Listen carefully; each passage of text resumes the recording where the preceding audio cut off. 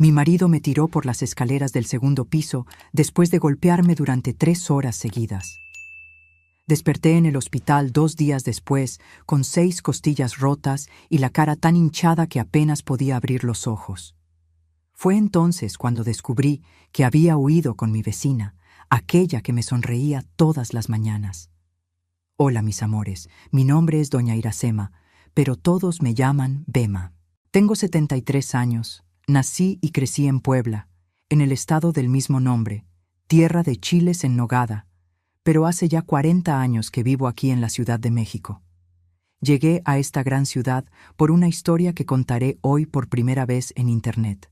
Una historia que guardé en el fondo de mi corazón, como quien guarda una espina que duele, pero que no puede sacar.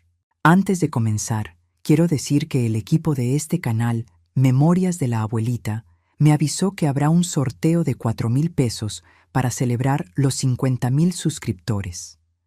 Apenas puedo creer que tanta gente se haya interesado por esta viejita. Para participar es muy sencillo. Suscríbanse al canal, activen la campanita, den me gusta a este video y dejen en los comentarios desde dónde están viendo a esta abuelita. Cuéntenme un poquito sobre ustedes o compartan una historia bonita. Me encantará saber quiénes son mis nietecitos virtuales. Ahora, volvamos a la historia. Nací en 1951 en una casita sencilla en las afueras de Puebla. Mi padre, don Antonio, trabajaba en una fábrica de Talavera.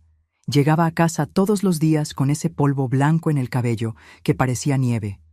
Yo lo encontraba hermoso, pero hoy sé que aquello fue matándolo poco a poco. Sus pulmones se fueron con ese polvo. Mi madre, doña Guadalupe, lavaba ropa ajena y hacía las mejores tortillas caseras de la ciudad. Éramos pobres, pero nunca pasó por mi cabeza que faltaba algo en nuestra vida. Nuestra casa era pequeña, pero acogedora. 2 cuartos, uno para mi padre y mi madre, otro para mí y mis 2 hermanas, una cocina con fogón de leña que permanecía encendido todo el día, un patio con árboles de mango, guayaba, tejocote y una huerta que mi madre cuidaba como si fuera un jardín de palacio. El olor de mi infancia era de tortillas recién hechas y café de olla. El sonido era de la radio tocando Vicente Fernández y mi madre tarareando junto a él. Los colores eran del vestido floreado de ella, dando vueltas mientras barría la casa, del cielo azul de Puebla que parecía más limpio que cualquier otro lugar del mundo.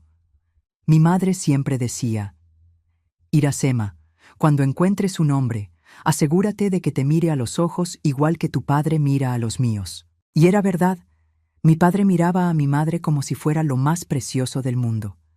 Incluso después de un día entero trabajando bajo el sol, llegaba y la abrazaba por detrás mientras ella cocinaba. Le daba un beso en la frente. Le preguntaba cómo había sido su día.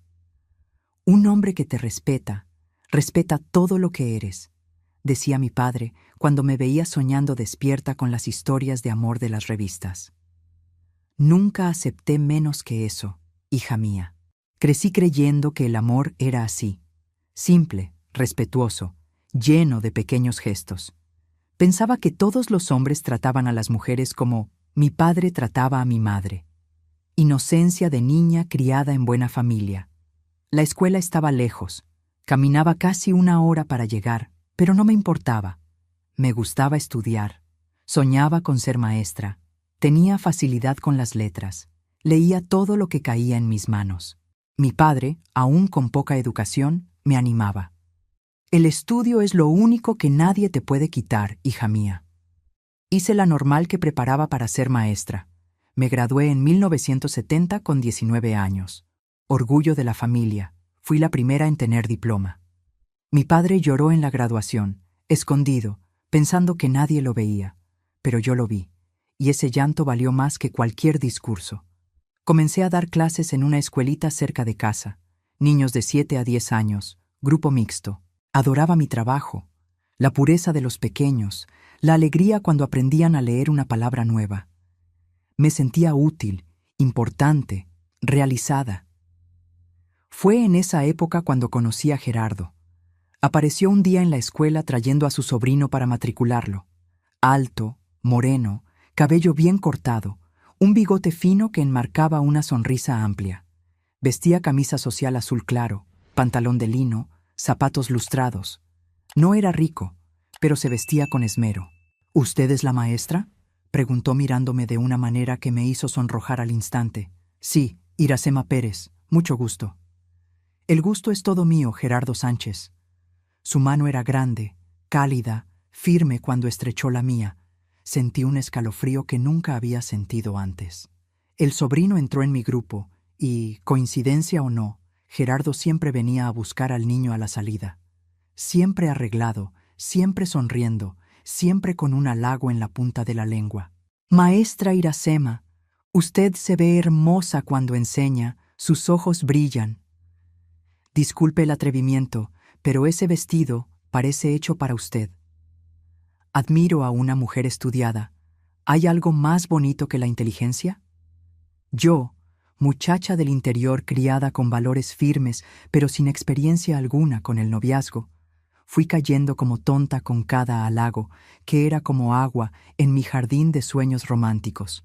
Cada sonrisa suya hacía que mi corazón se acelerara como caballo desbocado. Un día me invitó a tomar un agua fresca después de clases. Me puse nerviosa. Nunca había salido sola con un hombre, pero acepté. Le conté a mi madre, que se preocupó. Hija, cuidado, hombre demasiado guapo suele saber que es guapo. Pero mamá, es respetuoso. Ni siquiera ha intentado tomarme de la mano. Todavía, dijo ella con esa sabiduría de quien ya ha vivido. Pero ¿quién escucha consejos de madre cuando el corazón late fuerte? Fui a la cita y fue perfecta. Gerardo era divertido, inteligente, lleno de historias. Trabajaba como vendedor en una mueblería en Puebla. Soñaba con tener su propio negocio algún día. Quiero dar comodidad a mi futura esposa, dijo mirándome de una manera que dejaba claro quién sería esa esposa. El noviazgo comenzó despacio, siempre respetuoso, siempre dentro de los límites que yo imponía. Gerardo venía a casa los domingos, comía con mi familia, conquistó a mi padre con charlas de fútbol y política, conquistó a mi madre ayudando a lavar los platos después, algo que ningún hombre hacía en aquella época. Este muchacho parece bueno, comentó mi padre después de algunos meses. Pero ve con calma, hija, no es porque muestre su lado bueno que no tiene un lado malo escondido. ¡Ay! ¿Cómo quisiera haber escuchado a mi padre? En los primeros 6 meses, Gerardo era el príncipe encantado de las fotonovelas. Me traía flores recogidas en el camino, me escribía cartitas románticas, me respetaba como si estuviera hecha de cristal. Nuestros besos eran cariñosos, sus manos nunca sobrepasaban los límites. Quiero hacer todo bien contigo, Iracema, decía. Mereces un hombre que te valore. Y yo le creía, claro que le creía. ¿Por qué no habría de creerle? Había crecido viendo a mi padre tratar a mi madre así, con cariño, respeto, dedicación. Pensaba que así era como todo hombre trataba a la mujer que amaba. Después de 1 año de noviazgo, vino la propuesta de matrimonio. No fue sorpresa para nadie. Gerardo ya había conquistado a toda la familia. Ya era presencia segura en las comidas dominicales. Ya me acompañaba a misa todos los domingos. Todo el mundo en Puebla pensaba que formábamos la pareja perfecta. El compromiso fue sencillo, en casa de mis padres. Una pequeña fiesta con pastel de chocolate hecho por mi madre, refrescos, botanas. Mi padre hizo un discurso emocionado hablando sobre cómo había criado a una hija para el mundo y ahora estaba entregando su tesoro a otro hombre para que lo cuidara. Cuídala como yo la cuidé, hijo, dijo sosteniendo el hombro de Gerardo con firmeza. Ella es lo más precioso que tengo. Puede estar tranquilo, don Antonio, la haré la mujer más feliz del mundo. La boda estaba programada para 6 meses después. Aquellos meses fueron una locura. Ajuar por preparar, casa por arreglar, invitaciones por distribuir. Gerardo había alquilado una casita cerca de la escuela donde yo daba clases, pequeña pero cómoda, con un patio donde ya planeaba hacer una huerta como la de mi madre. La ansiedad fue creciendo a medida que la boda se acercaba. Las tías y primas venían con consejos sobre la noche de bodas, dejándome roja como un chile. Las amigas bromeaban diciendo que me convertiría en mujer de verdad. Mi madre, más sensata, solo me abrazó y dijo: «Hija, recuerda que tu cuerpo es tu templo. Aún casada, tienes derecho a decir no cuando no quieras. Un hombre que te ama lo entenderá y respetará». Consejo que guardé, pero que pronto descubriría que no servía para el hombre con quien me estaba casando. La boda fue en enero de 1972. Yo tenía 20 años, Gerardo 27. La ceremonia fue en la iglesia de San Pedro, donde había sido bautizada. Usé el vestido de novia que mi madre y mis tías cosieron a mano, ahorrando en cada detalle para que yo pudiera tener ese sueño realizado. Cuando entré en la iglesia del brazo de mi padre, vi a Gerardo esperándome en el altar. Aquella sonrisa amplia, los ojos brillantes, el traje alquilado que le quedaba perfectamente. Recuerdo pensar: este es el hombre de mi vida, con él seré feliz para siempre. La luna de miel fue en Acapulco, en una pensión sencilla cerca de la playa. Gerardo había ahorrado meses para darme ese regalo. En aquella época, pasar una semana en la playa era un lujo para gente como nosotros. Fue también la primera vez que dormimos juntos, que nos tocamos de verdad. Gerardo fue cariñoso, paciente con mi inexperiencia, al principio al menos. Después de 2 días, comenzó a mostrar un lado más exigente, más autoritario en la cama. «Mujer mía tiene que satisfacerme como me gusta», dijo una noche, forzándome a hacer cosas que me incomodaban. Tragué el llanto y obedecí. Era mi marido al fin y al cabo. ¿No era eso lo que las esposas hacían, complacer a sus maridos? Volvimos a Puebla y comenzamos nuestra vida de casados. Los primeros meses fueron de adaptación, aprender a cocinar para 2, compartir espacio, conciliar trabajo con las tareas domésticas. Gerardo seguía trabajando en la mueblería, yo dando clases. Nuestros salarios juntos daban para vivir con una comodidad modesta. Poco a poco comencé a notar pequeños cambios en su comportamiento. Críticas con la comida que yo preparaba, preguntas sobre con quién había hablado en el trabajo, exigencias sobre cómo debía vestirme. «Esa falda está muy corta para una mujer casada. ¿Por qué necesitas usar lápiz labial para dar clase a los niños? ¿Quién es ese tal Juan que te espera a la salida de la escuela?» Juan era el conserje de 70 años, pero para Gerardo cualquier hombre que me hablara era motivo de celos. En esa época quedé embarazada por primera vez. Me sentí tan feliz, siempre soñé con ser madre. Cuando se lo conté a Gerardo, sonrió, me abrazó, prometió que sería el mejor padre del mundo. Durante algunas semanas volvió a ser el hombre del que me enamoré. Cariñoso, atento, romántico. Hasta que perdí al bebé en el 3er mes. Sangrado fuerte, dolor, hospital, tristeza inmensa. Cuando volví a casa, Gerardo estaba diferente. Frío, distante, como si la culpa fuera mía. «Debiste haber tenido más cuidado», me dijo una noche. «Trabajando, andando de arriba para abajo, perdiste a mi hijo por descuido». Esa fue la primera vez que lloré escondida en el baño, con el grifo abierto para que él no me oyera. Pero no sería la última. Después del aborto, Gerardo cambió definitivamente. La máscara cayó por completo. El príncipe encantado se convirtió en sapo. Y qué sapo venenoso, Dios mío. Amigos, veo que esta historia se está haciendo larga, pero quiero compartirlo todo con ustedes. Necesito hacer una pausa para pedirles que si les está gustando este relato, me ayuden dando me gusta y suscribiéndose al canal. Cada nueva suscripción es un calorcito en el corazón de esta abuelita. Y no olviden comentar desde dónde están viendo el video. Volviendo a la historia, el primer año de matrimonio terminó con una realidad muy diferente de lo que había soñado. Gerardo ya no era el hombre atento y cariñoso del noviazgo. Ahora era controlador, celoso, siempre de mal humor. Criticaba todo: mi comida, mi ropa, mi forma de hablar. Hasta mi forma de respirar parecía irritarle. «Respiras muy fuerte, ¿cómo esperas que duerma con ese ruido?» Poco a poco fui cerrándome, hablando menos, sonriendo menos, tratando de hacer todo perfecto para no dar motivo de queja. Vivía pisando sobre cáscaras de huevo en mi propia casa. Aún así, seguía creyendo que podíamos funcionar, que solo era una fase difícil, que el Gerardo cariñoso volvería. Después de todo, habíamos sido tan felices al principio. ¿Qué había pasado con aquel hombre? En el segundo año de matrimonio, quedé embarazada nuevamente. Esta vez tomé todas las precauciones. Reduje mi carga de trabajo en la escuela, descansé más, seguí todas las recomendaciones médicas. Gerardo parecía más animado con este embarazo, más protector. Ahora va a salir bien, decía con aquella sonrisa que me había conquistado. Voy a tener mi hijo. Pero en el 5.º mes perdí este bebé también. Complicación diferente, mismo resultado devastador. La tristeza fue aún mayor porque ya sentía al bebé moverse, ya había comenzado a comprar ropita.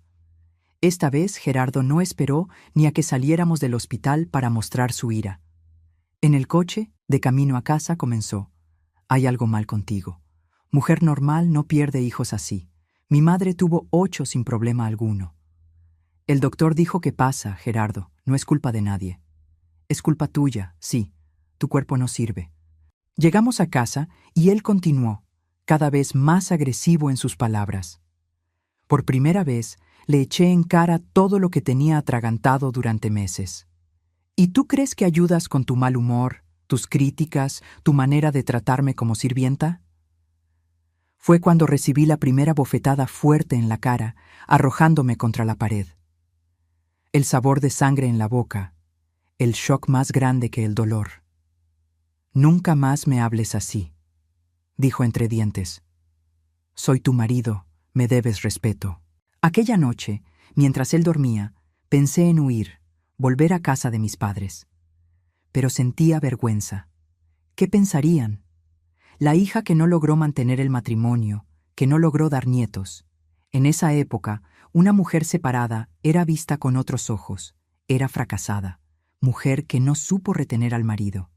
Y yo, criada para ser esposa perfecta, no quería esa etiqueta.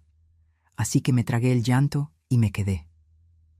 Primer error de muchos. El 3.er año de matrimonio fue cuando todo se descontroló por completo. Gerardo perdió el empleo en la mueblería, pelea con el jefe, algo sobre dinero que desapareció de la caja. Él juraba inocencia, pero sus ojos tenían aquel brillo que había aprendido a reconocer cuando mentía. Quedó desempleado por meses, yo manteniendo la casa con mi salario de maestra, que apenas alcanzaba para lo básico.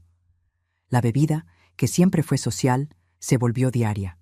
Primero una cerveza en el almuerzo, después 2, después tequila directo de la botella desde temprano. Ebrio, se ponía aún peor. Las críticas se convirtieron en insultos, las bofetadas en puñetazos. Comencé a tener que explicar ojos morados y labios cortados a los colegas de trabajo. Me caí de las escaleras.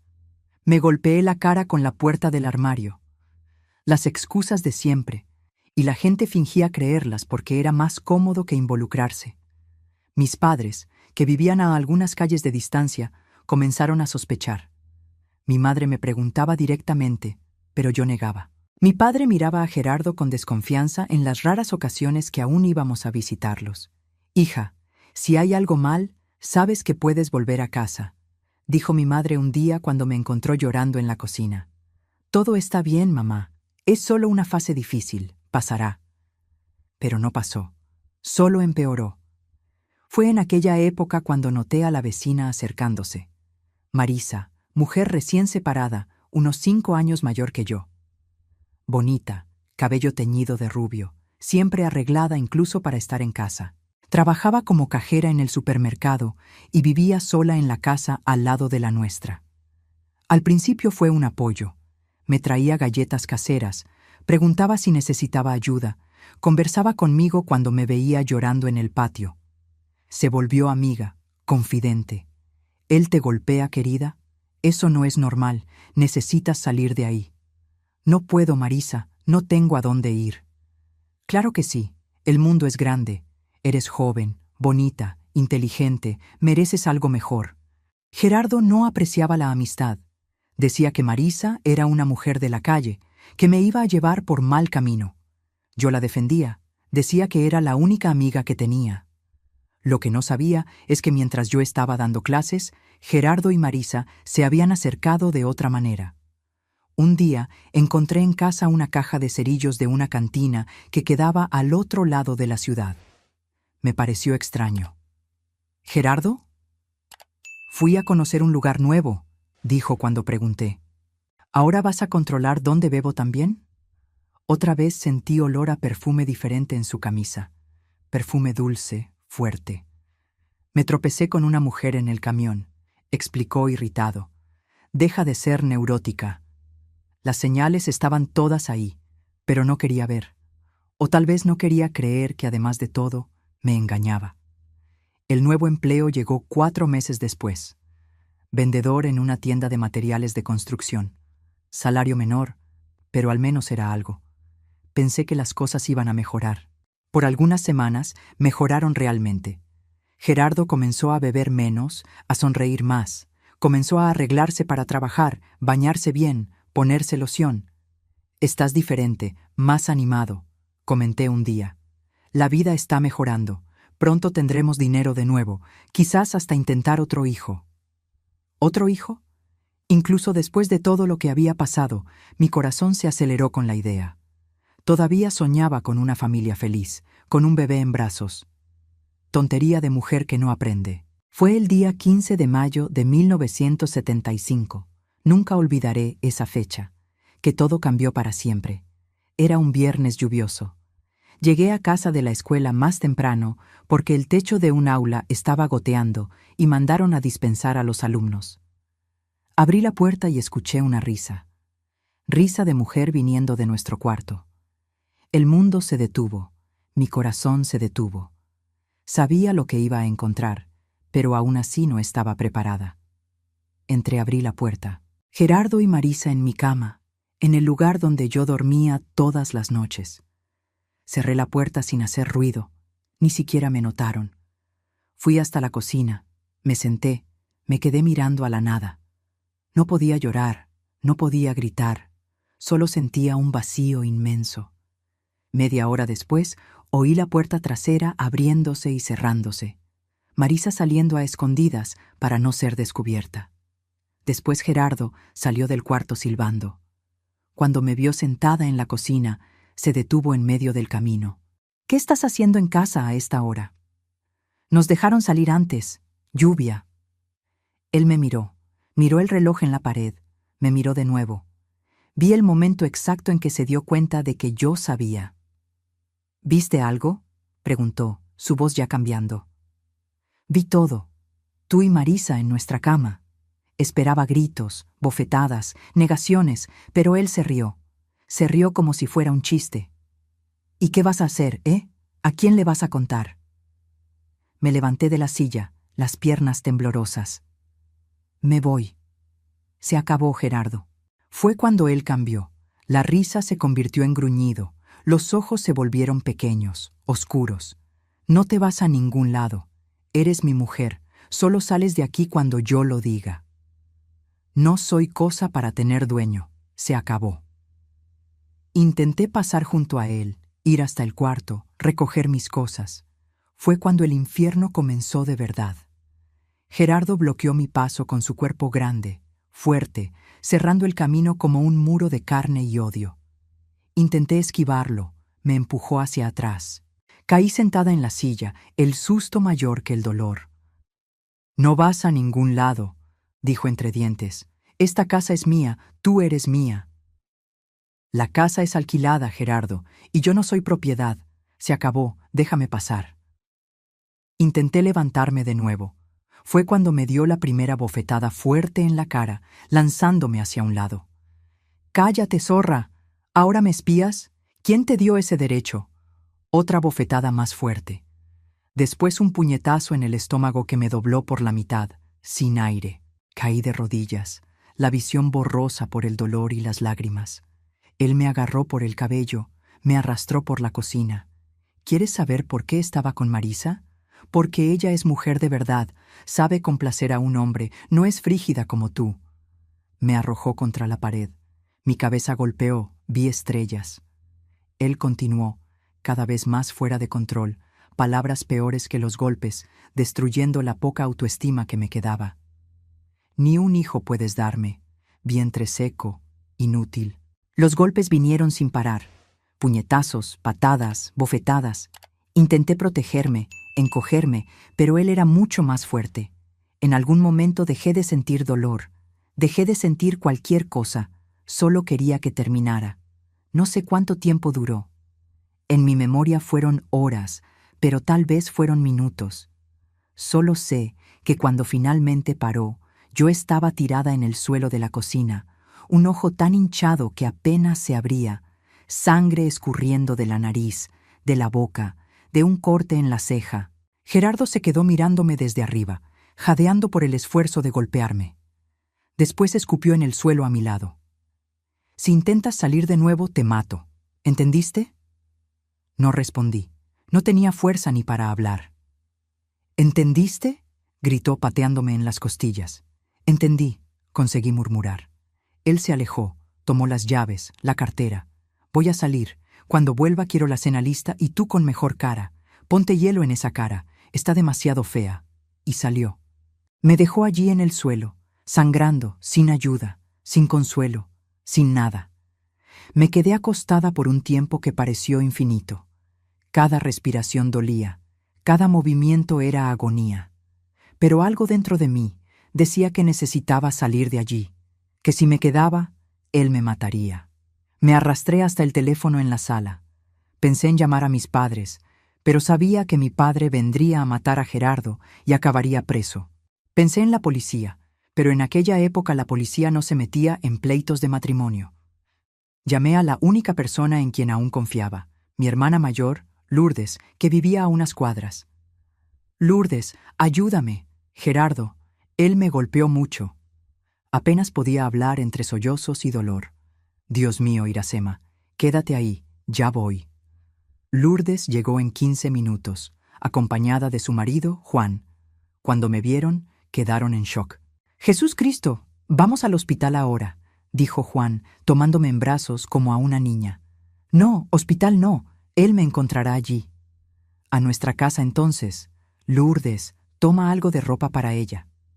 Lourdes entró en el cuarto y volvió pálida. Juan, hay sangre en la cama, mucha sangre, y no es de ella. Entendí de inmediato. Marisa. Gerardo había hecho algo con ella también, o era otro tipo de sangre. En aquel momento ni siquiera podía pensar claramente. Me llevaron a su casa. Juan era albañil, Lourdes costurera. Tenían una casita modesta, pero arreglada, con 2 hijos pequeños que abrieron mucho los ojos cuando me vieron en ese estado. Tía Sema se cayó de la escalera, explicó Lourdes rápidamente, mandando a los niños al patio. Ella limpió mis heridas, puso hielo en los hematomas, me dio analgésicos. Mientras me cuidaba, hablaba en voz baja. ¿Cuánto tiempo lleva así, Iracema? ¿Por qué no nos contaste? Lloré. Lloré como nunca había llorado en la vida. Conté todo. Las agresiones que comenzaron después del primer aborto, las humillaciones diarias, la traición con Marisa. ¿Y por qué no te fuiste? ¿Por qué aguantaste esto? Vergüenza. Pensé que podía arreglarlo, que él cambiaría. Juan, que escuchaba todo desde la puerta, negó con la cabeza. Él no va a cambiar, cuñada. Hombre que golpea a una mujer solo empeora, nunca mejora. Aquella noche dormí en casa de mi hermana. Sueño pesado de medicamentos y agotamiento. Cuando desperté por la mañana, cada centímetro de mi cuerpo dolía. El rostro tan hinchado que apenas me reconocí en el espejo del baño. Dios mío, ¿qué hice con mi vida? Lourdes me convenció de presentar una denuncia. Fuimos a la delegación, yo cojeando, apoyada en ella, usando lentes oscuros para esconder los hematomas más visibles. El policía que nos atendió parecía aburrido.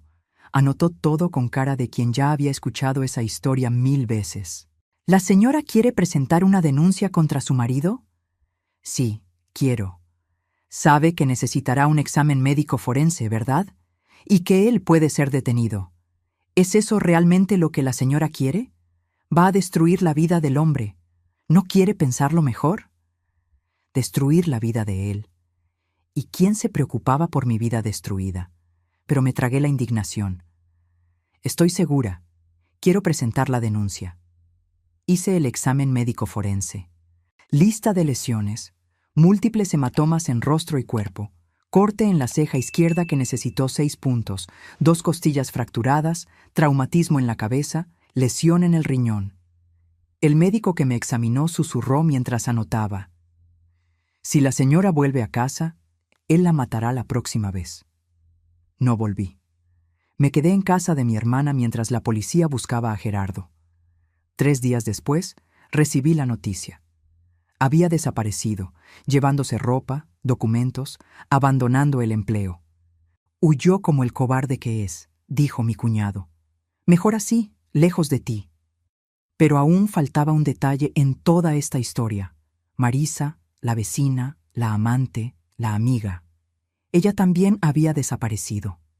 Nadie la había visto desde aquel día. En el 4.º día, recibí una visita inesperada en casa de mi hermana, el dueño de la tienda donde Gerardo trabajaba. Disculpe la molestia, doña Iracema. Sé que está pasando por un momento difícil, pero Gerardo desapareció sin recoger su último pago, y la señorita Marisa también ha desaparecido. Se fugaron juntos, dije, con la voz más firme de lo que esperaba. Parece que sí, pero antes vino a la tienda, tomó un adelanto que no debía haberle dado y se llevó algunos materiales de construcción en el coche de ella. ¿Qué materiales? Cemento, cal, herramientas. Me pareció extraño. Por eso vine a preguntar si usted sabe algo. No sabía, pero un escalofrío recorrió mi espalda. Cemento, herramientas y la sangre en la cama. Una semana más pasó. Mis hematomas comenzaron a mejorar. Podía caminar sin tanto dolor. Mis padres, que estaban visitando a mi tía enferma, volvieron y quedaron horrorizados con mi estado y mi historia. Debiste habérmelo contado antes, hija, dijo mi padre, con los ojos llorosos. Te habría sacado de allí desde la primera bofetada. Tenía vergüenza, papá. Pensé que los decepcionaría. ¿Decepcionarnos? Nunca. La única decepción fue ese hombre que escogimos tan mal. Comencé a rehacer mi vida. Pedí licencia médica en la escuela. La directora, muy comprensiva, me aseguró que mi puesto estaría allí cuando volviera. Fui a vivir con mis padres nuevamente, en mi cuarto de soltera que seguía intacto, esperándome. Me estaba reconstruyendo día tras día cuando la bomba cayó. Era una mañana de junio, casi un mes después de la huida de Gerardo. La policía apareció en casa de mis padres. Doña Iracema, encontramos a su marido. Mi corazón se heló. ¿Había vuelto? ¿Venía a buscarme? ¿A matarme? ¿Dónde? En la pequeña finca de la señora Marisa Gómez, en las afueras de la ciudad. Los dos estaban allí. Estaban. El policía intercambió miradas incómodas con su colega. La señora necesita acompañarnos. Me llevaron a dicha finca, un pedazo de tierra pequeño que ni sabía que Marisa poseía. Allí, una escena de película de terror. Policías por todas partes, cintas acordonando áreas, gente cavando un agujero en el suelo. ¿Qué pasó aquí? Su marido y la señora Marisa tuvieron un desacuerdo. Desacuerdo. Qué palabra tan extraña para describir lo que vi a continuación. El cuerpo de Marisa estaba en una fosa improvisada en el fondo del terreno. Había sido agredida brutalmente, como yo, pero ella no tuvo la misma suerte. Murió por las heridas. Gerardo intentó esconder el cuerpo en una mezcla mal hecha de cal y cemento, los materiales que tomó de la tienda. ¿Y él? Pregunté en shock. Intentó huir cuando llegamos. Se resistió, estaba armado, hubo intercambio de disparos. Entendí lo que no decían. Gerardo también estaba muerto. Los días siguientes fueron confusos. Dar declaraciones, escuchar detalles que no quería saber, entender lo que había sucedido. Por lo que la policía descubrió, Gerardo y Marisa planeaban fugarse juntos. Él me golpeó aquel día y fue a encontrarse con ella en la finca, donde habían acordado reunirse. Llevó los materiales de construcción porque pretendía hacer reformas en el lugar. Tenían planes de vivir allí, pero hubo una pelea violenta. Los vecinos de la finca oyeron gritos, pero no intervinieron. Zona rural, cada quien en lo suyo. Cuando los gritos cesaron, vieron a Gerardo cavando un agujero de madrugada. Solo denunciaron porque días después sintieron un olor fuerte, extraño, viniendo de la propiedad. Debería sentir rabia hacia Marisa. Traicionó mi confianza, durmió con mi marido, planeó fugarse con él, pero solo podía sentir lástima. Al final, conoció al mismo Gerardo que yo, el monstruo detrás de la máscara, y pagó con su vida. Los periódicos de la ciudad se festinaron con la historia. Crimen pasional termina en tragedia. Mi nombre aparecía en todas partes. Mi foto de boda junto a la foto del cuerpo siendo retirado de la finca. Me convertí en la viuda del asesino. Ya no podía andar por la calle sin sentir las miradas, los cuchicheos. Las madres sacaban a sus hijos de mi aula. No querían que la mujer del asesino enseñara a sus pequeños. Una semana después, la directora me llamó. Iracema, sabes que te aprecio mucho, pero los padres están presionando a la escuela. No podemos... Perdí el empleo que amaba, la profesión que había elegido. Todo por causa de un hombre que nunca merecí tener en mi vida. Pasé meses en depresión profunda. No salía del cuarto, apenas comía. Mis padres, preocupados, llamaron médico, sacerdote, hasta curandera. Nada ayudaba, me ahogaba en la culpa. ¿Y si hubiera percibido antes cómo era Gerardo? ¿Y si hubiera denunciado las primeras agresiones? Marisa estaría viva hoy. No fue tu culpa, hija, mi madre repetía cada día. La culpa fue de él, solo de él. Pero yo no podía creerlo. Fue mi padre quien finalmente me trajo de vuelta a la vida. Un domingo de septiembre entró en mi cuarto con 2 boletos de autobús en la mano. ¿Para dónde son?, pregunté, la voz ronca de tanto llorar. Para la Ciudad de México, lugar bonito, grande, lejos de aquí. ¿Y por qué 2 boletos? Uno para mí, uno para ti. Vamos a empezar de nuevo, hija. Allá nadie nos conoce, nadie sabe nuestra historia. Podemos ser nuevos otra vez. ¿Y mamá? Se quedará con tu hermana por ahora. Cuando nos acomodemos vendrá también. Y así, con 2 maletas pequeñas y mucho coraje, dejé Puebla el 10 de octubre de 1975. 24 años, viuda, marcada por la violencia, pero todavía viva, todavía respirando, todavía capaz de recomenzar. El viaje a la Ciudad de México fue largo. 12 horas de carretera, el autobús bamboleándose en cada curva. Me quedé mirando por la ventana todo el tiempo, viendo el paisaje cambiar. ¿Ves aquello, hija?, mi padre señaló cuando comenzamos a ver los primeros edificios de la ciudad. Es el Paseo de la Reforma. Hermoso, ¿verdad? Era hermoso.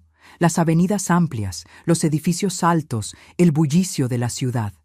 Tan diferente a Puebla de tierra rojiza y montañas. Allí, en aquel momento, sentí algo que no sentía hacía meses. Esperanza. Llegamos sin lugar para quedarnos, sin empleo, sin conocer a nadie. Pero nos teníamos el uno al otro y la determinación de construir algo nuevo. Mi padre, hombre práctico, ya tenía un plan. Los primeros días nos quedamos en una pensión sencilla en el centro. Él salía temprano todos los días, volvía por la noche, cansado, pero optimista. Hay trabajo aquí, hija, mucho trabajo. La ciudad está creciendo, hay construcción por todas partes. Una semana después, llegó con las llaves de un cuartito de alquiler en la colonia Roma, barrio sencillo pero decente. 2 semanas después, ya estaba trabajando como ayudante de obra en una construcción. Y yo tardé más en encontrarme. El miedo aún me paralizaba, las pesadillas aún me despertaban sudando en medio de la noche. Las marcas, visibles e invisibles, aún dolían. Pero la gran ciudad tiene eso de bueno. Nadie pregunta de dónde vienes o qué hiciste.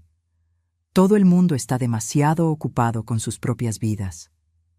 La Ciudad de México me acogió como madre que recibe al hijo perdido. El aire, las montañas rodeando la ciudad, todo parecía decir: bienvenida, estás en casa ahora. En los primeros meses viví como sombra. Salía poco, hablaba menos, me escondía en casa mientras mi padre trabajaba. El cuartito en la Roma era pequeño pero limpio. Un solo ambiente con un baño diminuto, 2 camas individuales, una estufa de 2 hornillas, una mesita. Lujo para quien no tenía nada. Por la ventana veía un pedacito del Ángel de la Independencia entre los edificios. Ese pedacito se volvió mi obsesión, mi consuelo en las noches de insomnio. Me quedaba mirando las luces reflejadas, contando coches, soñando con lugares distantes donde nadie conociera mi nombre o mi historia. «Necesitas salir, hija, tomar el sol. Serénate», insistía mi padre. Los fines de semana me arrastraba al parque de Chapultepec, todavía salvaje en aquella época. Caminábamos, pies en el pasto, el sol calentando nuestros rostros. Poco a poco, la tensión en mis hombros fue disminuyendo. El nudo permanente en la garganta se fue aflojando. Fue en el parque donde conocí a Lupita, vendedora de elotes que montaba su carrito colorido todos los domingos. Mujer indígena, fuerte, de sonrisa fácil y ojos que veían mucho más allá de lo que mostrábamos.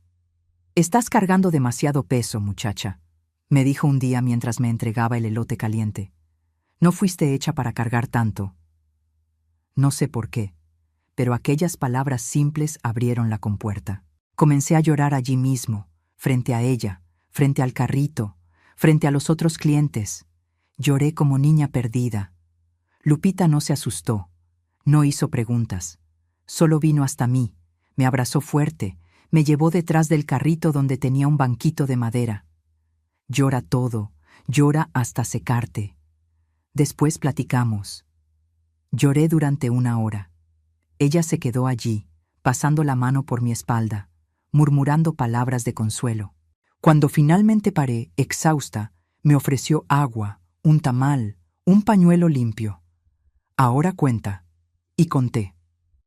Por primera vez desde que llegué a la Ciudad de México, conté toda la historia a alguien que no era de la familia.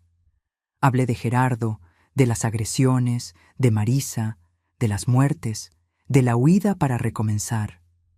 Lupita escuchó todo sin interrumpir. Cuando terminé, sostuvo mis manos entre las suyas. Manos pequeñas, blancas de maestra entre manos grandes, callosas de la vendedora de elotes. «Sobreviviste, muchacha. ¿Sabes lo que eso significa? Que eres más fuerte que todo lo que te pasó». Sobreviviente. Nunca había pensado en mí misma así.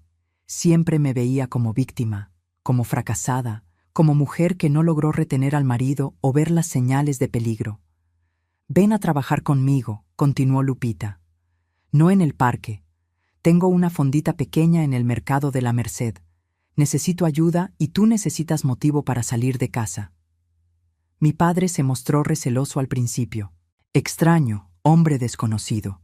Pero cuando conoció a Lupita y a su marido, Sebastián, cambió de opinión.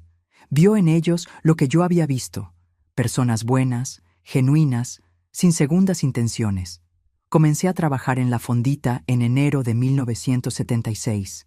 Lavaba platos, limpiaba mesas, ayudaba en la caja. Al principio era difícil. El ruido del mercado me asustaba, los hombres me ponían tensa, cada grito me hacía saltar. Pero Lupita tenía paciencia infinita. «Un día a la vez, muchacha. Hoy es solo hoy. Mañana es otro día». El salario no era mucho, pero ayudaba en los gastos. Pronto mi madre pudo reunirse con nosotros en la Ciudad de México. Alquilamos un departamento más grande en la colonia Condesa, 2 habitaciones ahora, una para mis padres, otra para mí. Lujo absoluto después del cuartito apretado. Con mi madre cerca, mejoré más rápido. Ella trajo de Puebla las antiguas recetas que tanto amaba, las macetas de plantas que cultivaba en el alféizar de la ventana, los bordados coloridos que daban vida a las paredes blancas.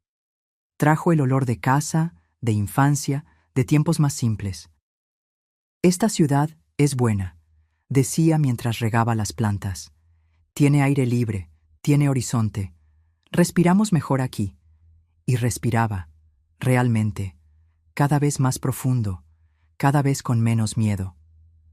Las pesadillas se fueron espaciando. Comencé a dormir noches enteras, a despertar descansada. Comencé a sonreír de nuevo, primero tímidamente, después con más frecuencia. En el mercado conocí personas de todo tipo, pescadores con historias del mar profundo, señoras que vendían hierbas y rezos, niños que corrían entre los puestos robando frutas cuando nadie miraba, indigentes que dormían en los rincones, a quienes Lupita siempre guardaba un café y un pan al final del día. Todo mundo tiene historia, muchacha. Todo mundo carga dolor. Unos muestran, otros esconden, pero todos sangran por dentro. La sabiduría simple de Lupita me curó más que cualquier terapia que yo ni podría pagar. Me enseñó a mirar más allá de mi propio dolor, a ver el sufrimiento de los otros, a entender que no estaba sola en la lucha. Fue en el mercado también donde reencontré algo que había perdido: el placer de enseñar. Comencé dando clases informales a los hijos de los comerciantes después del trabajo. Niños que muchas veces faltaban a la escuela para ayudar a sus padres en los puestos. Usaba cajas volteadas como mesa, escribía con carbón en pedazos de cartón. No tenía libros ni cuadernos decentes, pero tenía voluntad, y los niños tenían hambre de aprender. ¿Usted es maestra de verdad?, preguntó el pequeño Toño, hijo de un vendedor de pescado, mientras yo explicaba la división usando conchas de mar. Lo fui un día. ¿Y por qué paró? Porque la vida a veces nos quita lo que más amamos, y no se puede recuperar. La pregunta inocente me golpeó como un rayo. ¿Por qué no? ¿Por qué no podía recuperar lo que era mío por derecho, por vocación? El miedo a Gerardo ya no existía. Él estaba muerto. La vergüenza de la historia. Nadie en la Ciudad de México conocía mi pasado. Aquella noche conversé con mis padres sobre volver a estudiar, hacer una licenciatura y obtener un título oficial. Es lo que quiero, papá. Volver a ser maestra de verdad, con aula, alumnos, gis en la mano. Mi padre, que nunca dejó de creer en mí, sonrió de una manera que iluminó toda la habitación. Si es lo que quieres, hija, es lo que tendrás. No fue fácil. Trabajaba todo el día en el mercado, estudiaba por la noche. Cuando la Universidad Nacional Autónoma de México abrió plazas para la carrera de pedagogía, me inscribí. Presenté examen de admisión a los 26 años, compitiendo con jóvenes recién salidos del bachillerato. Pasé en 20º lugar, pero pasé. Fue el comienzo de mi verdadera reconstrucción. La vida universitaria me abrió horizontes que ni sabía que existían. Ideas, debates, libros, personas diferentes. Aprendí sobre Paulo Freire y su pedagogía de la liberación, sobre Montessori y su método centrado en el niño, sobre teorías y prácticas que transformaban vidas a través de la educación. Mientras estudiaba, continuaba dando mis clasecitas informales en el mercado, ahora con más técnica, más fundamento. Los niños respondían con entusiasmo cada vez mayor. Los padres comenzaron a notar la diferencia. Hijos que antes apenas sabían escribir su nombre, ahora leían pequeños textos, hacían cuentas, preguntaban sobre el mundo. «Lo que estás haciendo con estos niños es milagro», comentó Lupita un día. «Llegan aquí con ojos muertos, salen brillando». No es milagro, es educación. Es mostrarles que pueden ser más de lo que creen que pueden. En 1979, en mi último año de carrera, surgió la oportunidad de hacer prácticas en una escuela municipal en Iztapalapa, barrio pobre en la periferia de la Ciudad de México. Quedaba lejos, el transporte público era precario, el salario casi simbólico. Pero era un aula de verdad. Era la oportunidad de volver a hacer lo que amaba. Me dieron un grupo de alfabetización. 30 niños entre 6 y 10 años, muchos repetidores, algunos que nunca habían pisado una escuela antes. El aula era pequeña, sofocante, con pupitres rotos y un pizarrón rajado, pero para mí era un palacio. El primer día miré a aquellos niños, cabellos despeinados, ropas muchas veces demasiado grandes o demasiado pequeñas, miradas que iban del miedo a la curiosidad, de la agresividad a la esperanza. Y me vi en ellos, vulnerables pero fuertes, lastimados pero enteros, sobrevivientes, como yo. «Mi nombre es maestra Iracema», me presenté. y estoy aquí porque creo en ustedes más de lo que ustedes creen en sí mismos. Fue allí, en aquel aula sofocante de escuela municipal, que finalmente entendí. Todo lo que viví tenía un propósito. Cada dolor, cada humillación, cada momento de desesperación me trajo hasta aquel lugar. Me hizo la maestra que aquellos niños necesitaban. Alguien que entendía lo que era luchar contra lo imposible. Alguien que sabía lo que era recomenzar desde cero. Al final del año, logré alfabetizar a 28 de los 30 niños. Los otros 2 tenían dificultades de aprendizaje que requerían acompañamiento especializado, algo por lo que luché para conseguirles. La directora, impresionada con los resultados, me ofreció contrato permanente en cuanto me graduara. Tienes don. Estos niños te necesitan. En diciembre de 1979, a los 28 años, me gradué en pedagogía. Mis padres estaban en la graduación, orgullosos como si hubiera ganado el premio Nobel. Lupita y Sebastián también, trayendo una canasta enorme de tamales que alimentó la fiesta entera. Mis compañeras de promoción, la mayoría 10 años más jóvenes que yo, me eligieron como oradora de la generación. Nunca es tarde para recomenzar, dije en mi discurso. Nunca es tarde para ser quien debiste haber sido antes de que la vida te interrumpiera. La vida finalmente entraba en cauce. Tenía profesión, tenía propósito, tenía familia y amigos que me amaban. El pasado aún dolía cuando lo tocaba, pero ya no sangraba. Fue cuando el pasado vino a tocar a mi puerta. Era una tarde de marzo de 1980. Estaba en el aula enseñando a mis pequeños a leer cuando la directora apareció en la puerta. Iracema, hay alguien que quiere hablar contigo. Es urgente. En el pasillo, una mujer me esperaba. Unos 50 años, cabellos canosos, rostro marcado por la vida. No la reconocí de inmediato. Iracema, soy Nidia, hermana de Gerardo. El mundo se detuvo. El nombre que no oía desde hacía casi 5 años, que evitaba incluso pensar. Gerardo, el hombre que casi me mata, el hombre que mató a otra y murió huyendo de la policía. ¿Qué quieres?, conseguí preguntar, la voz temblorosa. Necesitamos hablar. Es sobre mi sobrino. ¿Sobrino? Gerardo no tenía hijos, no conmigo, no contigo, con Marisa. La revelación cayó como bomba. Marisa estaba embarazada cuando murió. Había un niño, un hijo de Gerardo, andando por el mundo. Ella tuvo al bebé antes. Antes de lo que pasó, continuó Nidia. Lo dejó con mi madre cuando fue a encontrarse con Gerardo en aquella finca. Nadie sabía, ni siquiera la policía. ¿Y por qué me estás buscando ahora? Mi madre murió el mes pasado. El niño se quedó conmigo, pero estoy enferma. Cáncer. Ya no puedo cuidarlo. ¿Y qué tiene que ver conmigo? Tú eras la esposa de Gerardo. Legalmente eres la pariente más cercana después de mí. ¿Me estás pidiendo que cuide al hijo del hombre que casi me mata, con la mujer con la que me traicionó? Ella bajó los ojos, avergonzada. Sé que es mucho pedir, pero el niño no tiene la culpa. Tiene 4 años. Es una criatura inocente. ¿Dónde está ahora? En el coche con mi marido. ¿Quieres verlo? No quería. Quería huir, gritar, negar aquella realidad absurda, pero una fuerza mayor que el miedo me hizo decir que sí. Fuimos hasta el estacionamiento. Un coche viejo estaba estacionado bajo un árbol. Un hombre sentado al volante saludó cuando nos vio. En el asiento trasero, un niño miraba por la ventana. Niño pequeño para su edad, cabellos negros, ojos grandes. Cuando me vio, sonrió.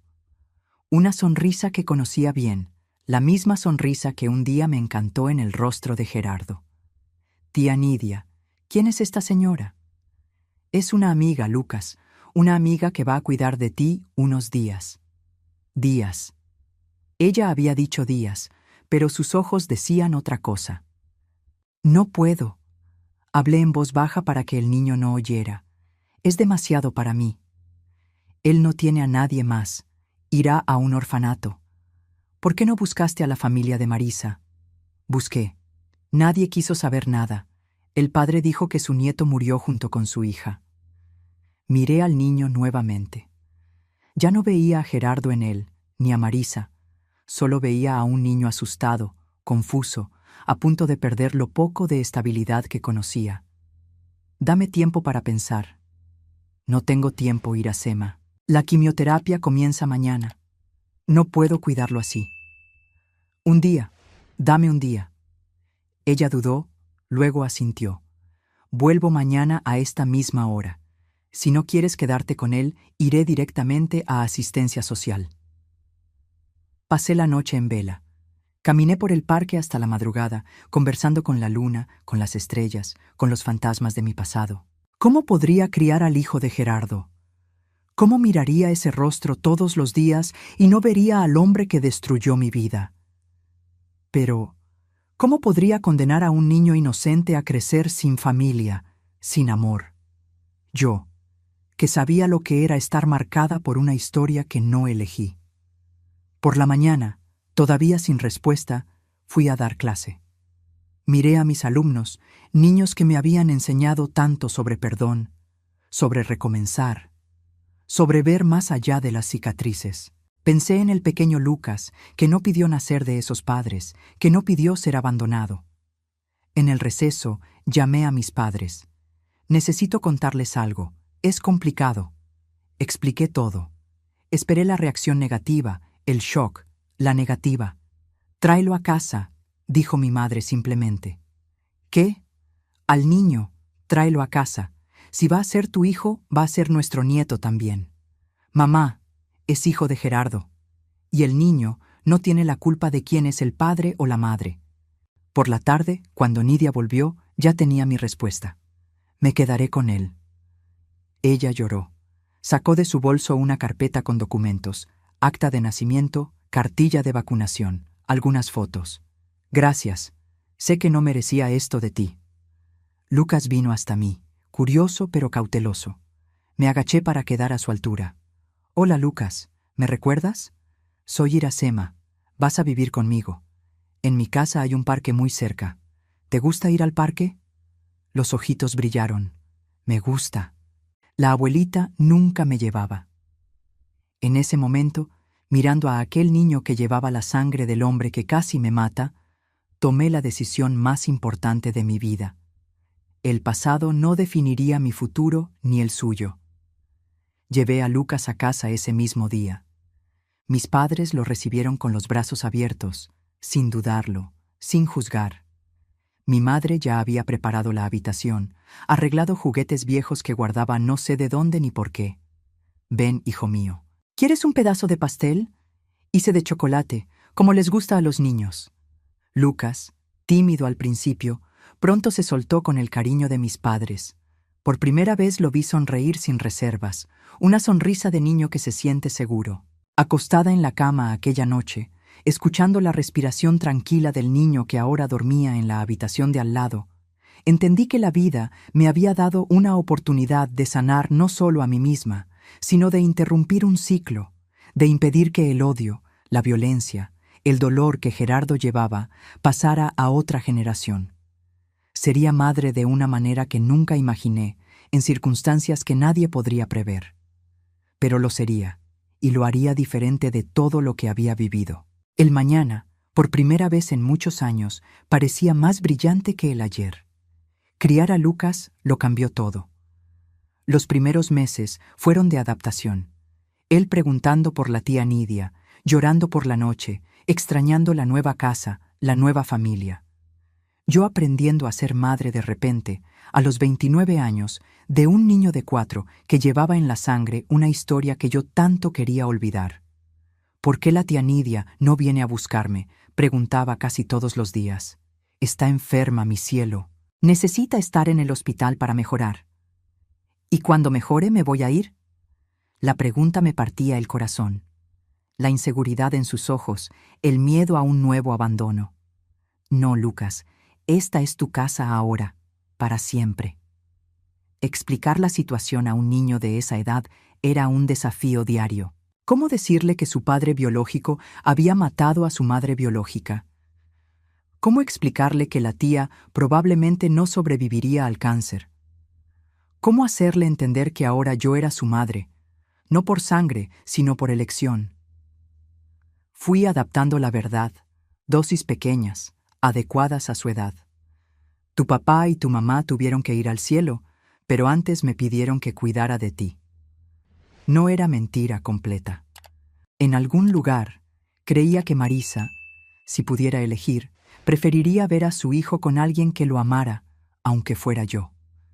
Matriculé a Lucas en la escuela, compré ropa, juguetes, libros infantiles, adapté mi horario de trabajo para estar con él. Mis padres ayudaban cuando yo daba clase, mi padre ya jubilado, mi madre siempre en casa. Lo hacíamos funcionar. Algunos meses después recibimos la noticia. Nidia había fallecido. El cáncer, más rápido de lo que los médicos previeron. Conté a Lucas de forma suave. Tu tía Nidia ahora está en el cielo también, con tu papá y tu mamá. Lloró, claro, pero menos de lo que temía. Ya se estaba apegando a su nueva familia, ya me llamaba tía Mema, con cariño en la voz. En julio de aquel año, 1980, tomé otra decisión importante: adoptar a Lucas legalmente. Los abogados dijeron que sería un proceso simple, ya que yo era viuda del padre biológico y no había otros parientes queriendo la custodia. Cuando el juez preguntó si estaba segura, miré al niño que jugaba en el rincón de la sala de audiencias, ajeno al momento que cambiaría nuestras vidas para siempre. Tengo más certeza de esto que de cualquier otra cosa que haya hecho. En octubre, Lucas Gómez Sánchez se convirtió oficialmente en Lucas Gómez Pérez, mi hijo ante la ley, como ya lo era en el corazón. Criar a un hijo sola en los años 80, siendo maestra de escuela pública, no era fácil. El dinero siempre escaso, había que estirarlo para cubrir todas las necesidades: uniforme escolar, material didáctico, médico cuando se enfermaba, ropa que le quedaba pequeña demasiado rápido. Tomé clases extras por la noche, daba refuerzo escolar los fines de semana a niños de familias más acomodadas. Cada centavo importaba, cada sacrificio valía la pena cuando veía a Lucas creciendo sano, feliz, seguro. En 1982 recibí propuesta para ser coordinadora pedagógica en la misma escuela donde daba clase. Mejor salario, menos horas en el aula, más responsabilidad. Acepté de inmediato. «Mamá, ¿ahora eres jefa?», preguntó Lucas cuando le conté, los ojos abiertos de admiración. «No exactamente, hijo. Solo voy a ayudar a los otros maestros a ser mejores para los alumnos». «¿Igual que haces conmigo cuando me enseñas la tarea?». «Parecido, pero tú sigues siendo mi alumno favorito». Su sonrisa iluminaba mi mundo. ¿Cómo un niño nacido de tanto dolor podía traer tanta luz? Ese mismo año compramos nuestra primera casa, pequeña, en un barrio sencillo, pero nuestra. 2 habitaciones, una para mí, otra para Lucas, un patio donde planté las mismas flores que mi madre cultivaba en Puebla.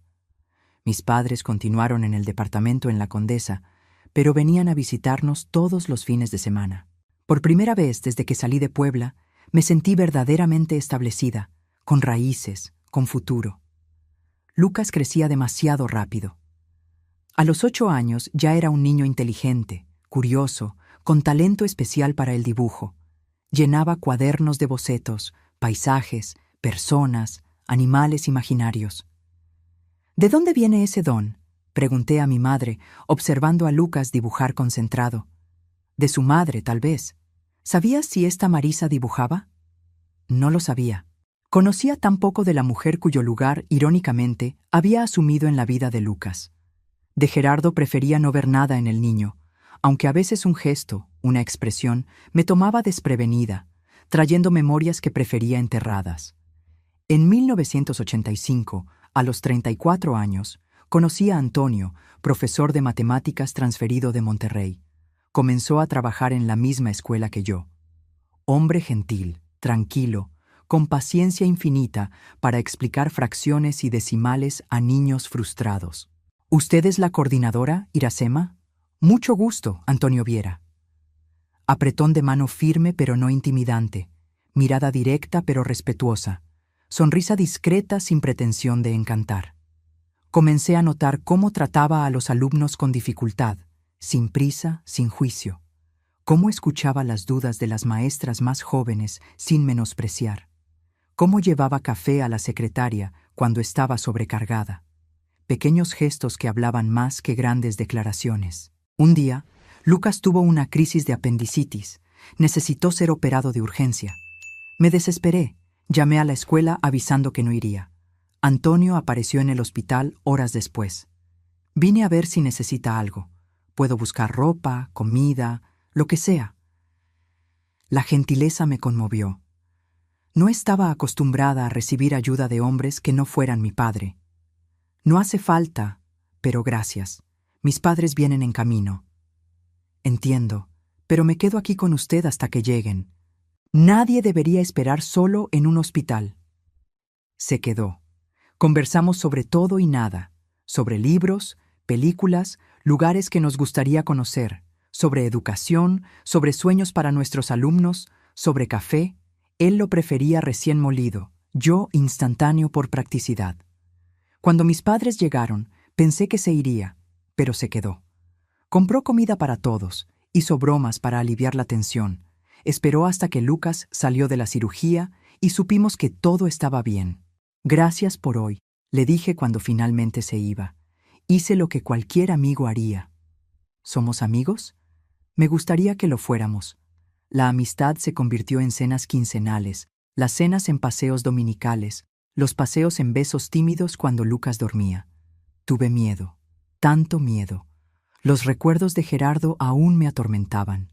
La violencia, la traición, el dolor. ¿Cómo confiar en otro hombre? ¿Cómo saber que Antonio no cambiaría después como Gerardo cambió? Mereces ser feliz, hija, decía mi madre. No dejes que un fantasma te robe el futuro.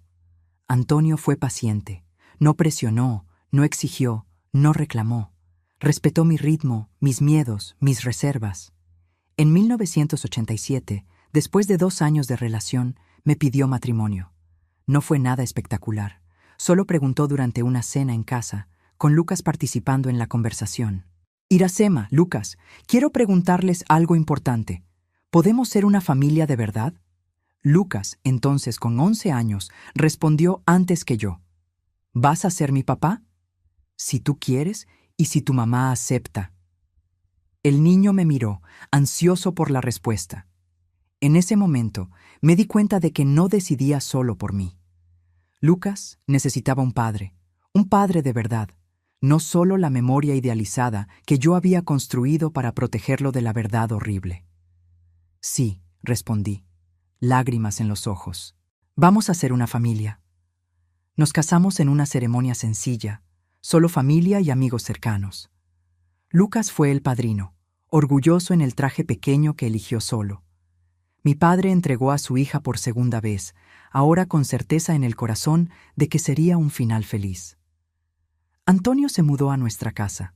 No necesitamos luna de miel ni grandes cambios. La transición fue natural, como si él siempre hubiera pertenecido allí.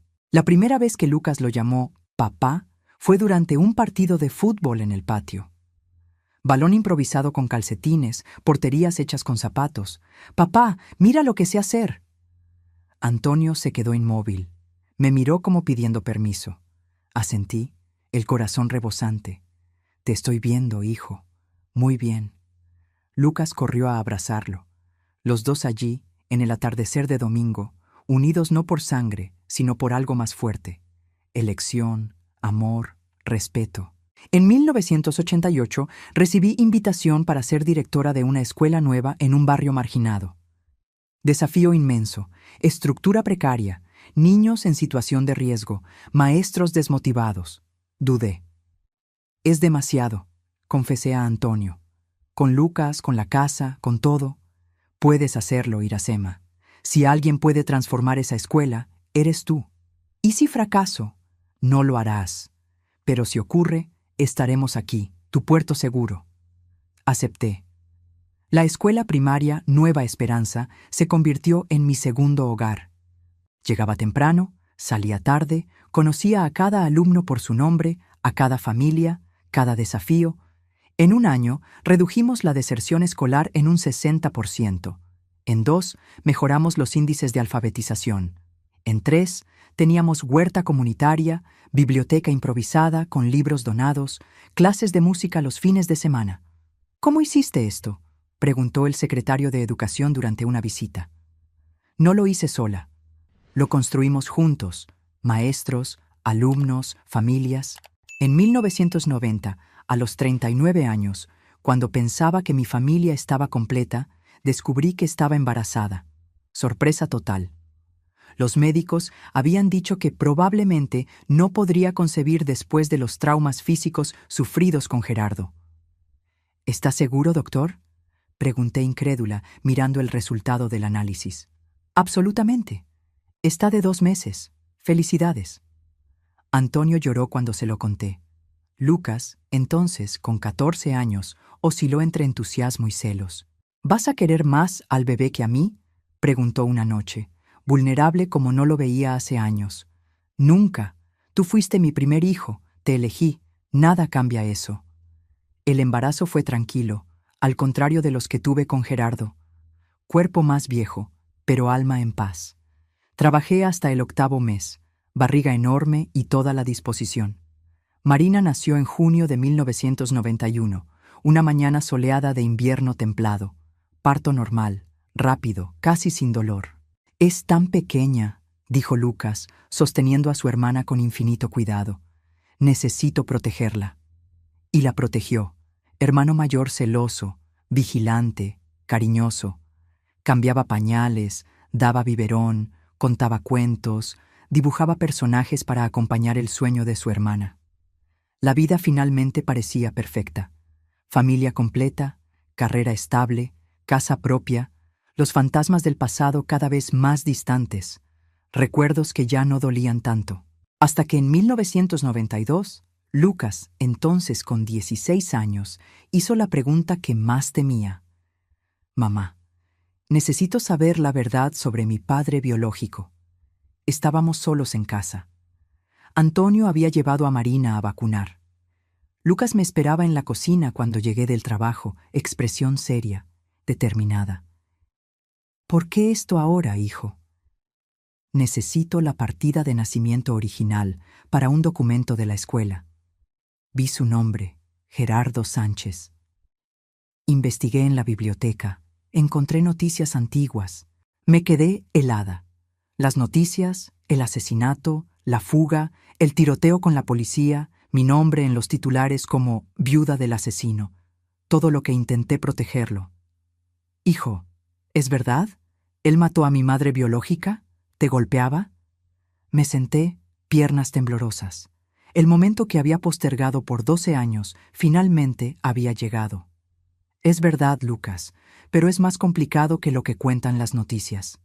Y le conté todo. La historia completa, sin suavizar, sin ocultar. Él merecía la verdad, por más dolorosa que fuera. Le conté sobre el noviazgo, el matrimonio, las primeras agresiones, los abortos, la bebida, el desempleo, Marisa, la traición, la fuga, el día en que Gerardo casi me mata.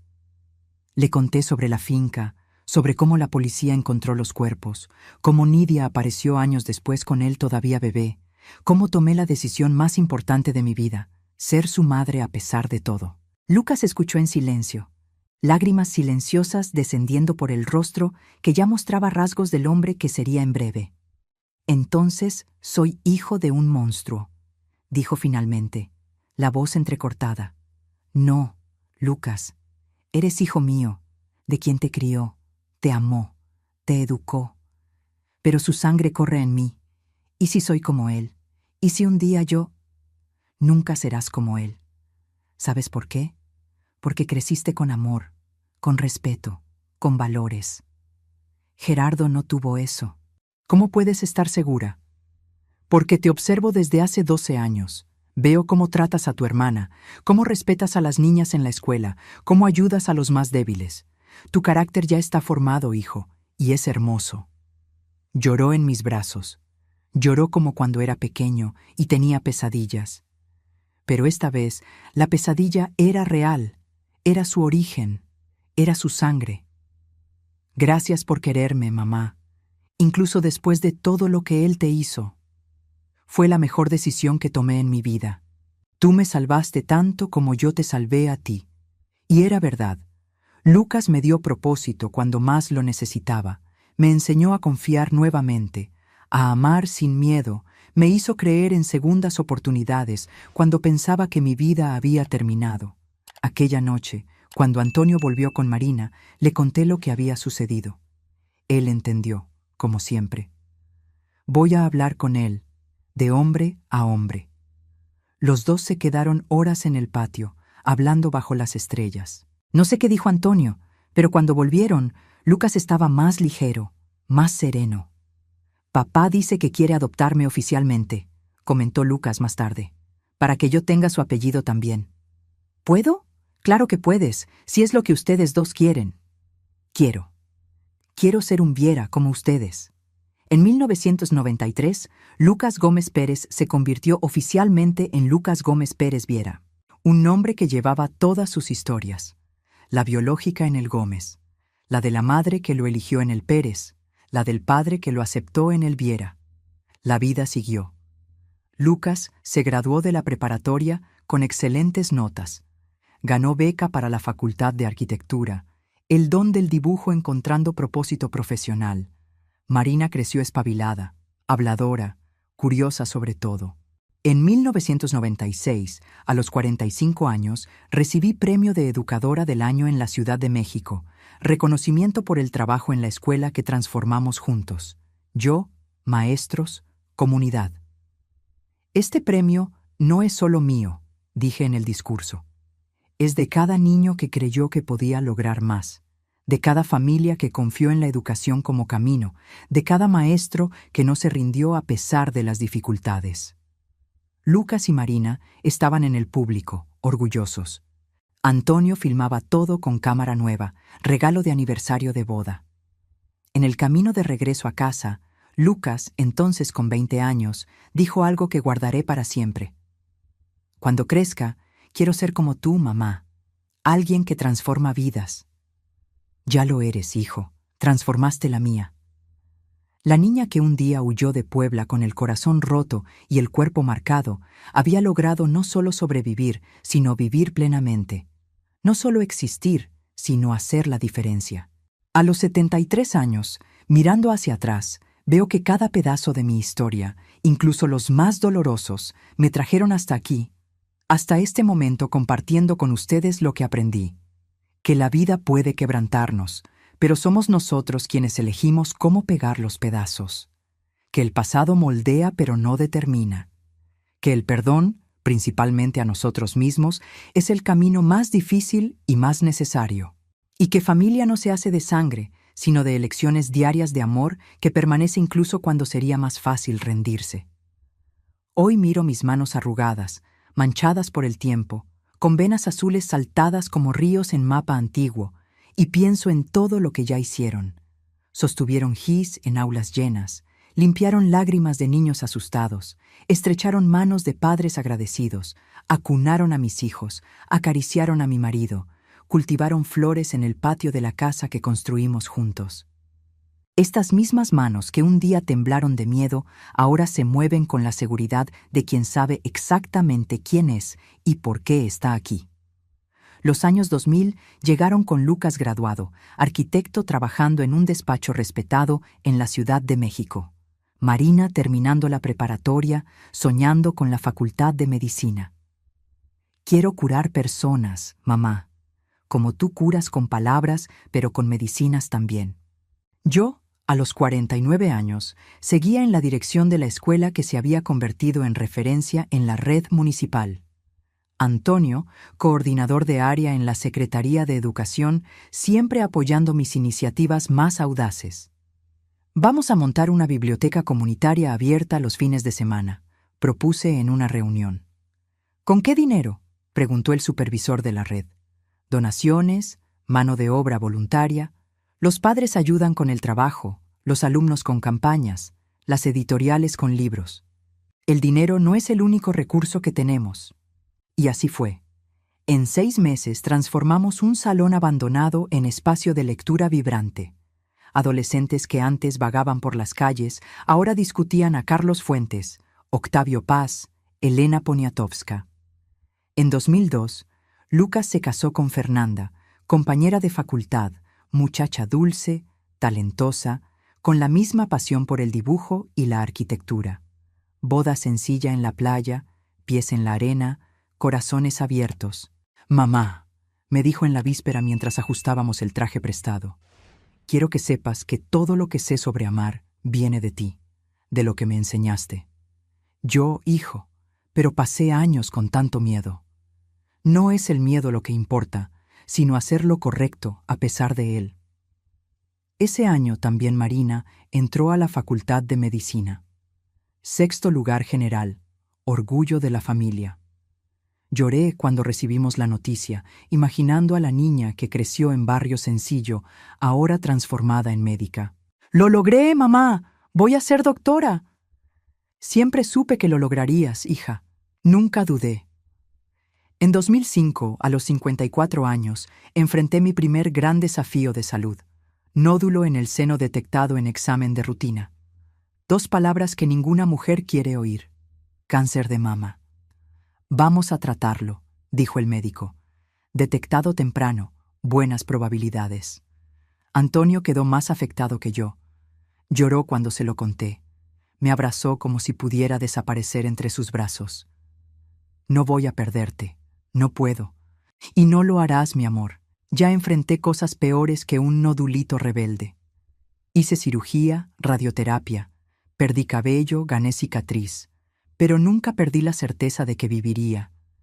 Tenía tanto por hacer todavía, tantos niños por ayudar, tantos momentos con mi familia por disfrutar». Lucas y Fernanda venían todos los días después del trabajo. Marina, ya en la facultad, leía artículos médicos, cuestionaba tratamientos, verificaba medicamentos. Mis padres, ya ancianos pero lúcidos, se turnaban para hacer caldos que pudiera tragar en los días peores. 6 meses después, la mejor noticia: remisión completa. Continúe los controles, pero puede retomar su vida normal. Normal, como si después de enfrentar la muerte, una vez más pudiera haber normalidad. Pero la había. Una normalidad más preciosa, más vívida, más consciente. Volví a la escuela con nuevo aliento. Comencé proyecto de huerto medicinal con los alumnos. Cada planta identificada, sus propiedades curativas explicadas, la sabiduría antigua de curación por la naturaleza rescatada.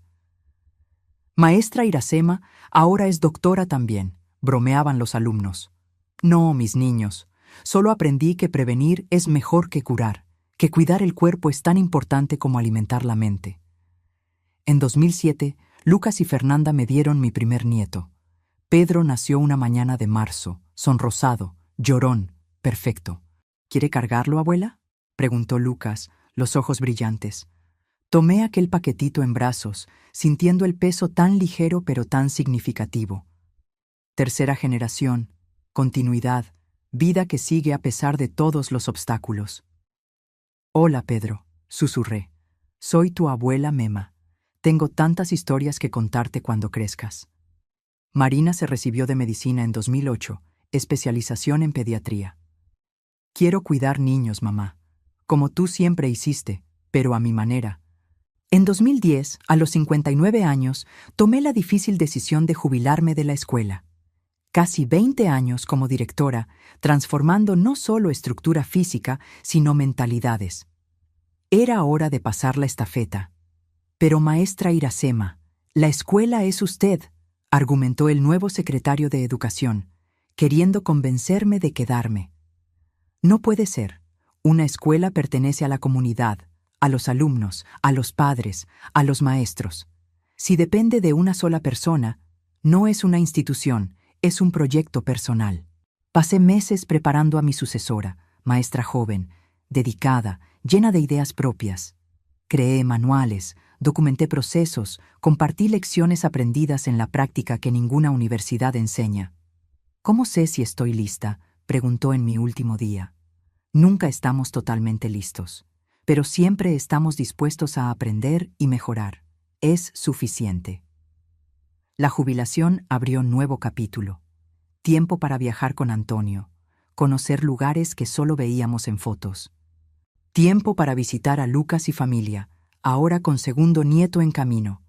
Tiempo para acompañar la carrera de Marina, que iniciaba residencia en hospital infantil. Tiempo, finalmente, para intentar reconciliar el pasado. En 2012, a los 61 años, hice el viaje que había postergado por décadas. Volví a Puebla. ¿Estás segura de que quieres ir?, preguntó Antonio, preocupado. No es necesario. Sí lo es. Tengo que cerrar el círculo.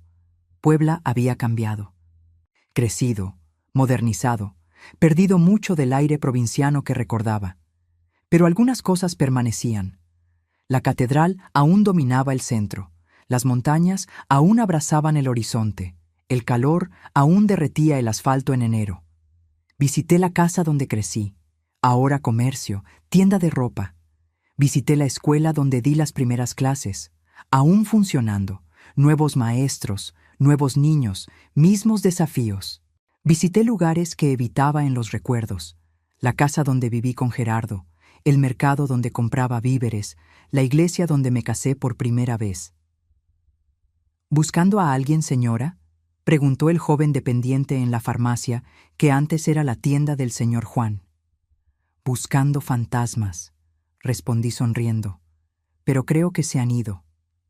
Y se habían ido, realmente. Mirando aquellas calles, aquellas construcciones, ya no sentía el peso aplastante del pasado. Ya no veía a Gerardo en cada esquina, ya no oía sus gritos en cada eco. Veía apenas una ciudad, ni buena ni mala, solo un lugar donde parte de mi historia ocurrió. El tercer día visité el cementerio, no para ver la tumba de Gerardo. Nunca supe dónde fue enterrado, ni quería saberlo. Fui a ver a mis suegros, que murieron mientras yo aún estaba casada.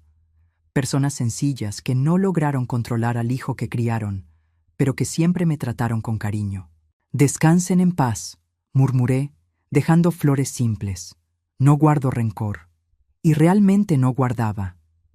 El tiempo había suavizado incluso aquellos recuerdos más dolorosos.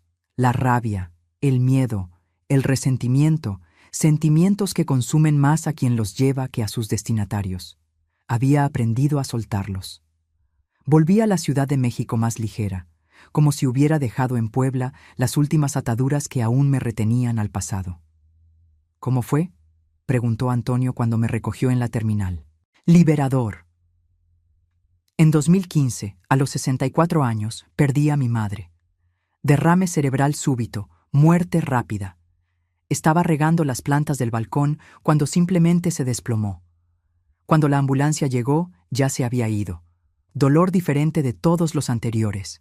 No el dolor traumático de la violencia, no el dolor del abandono o la traición.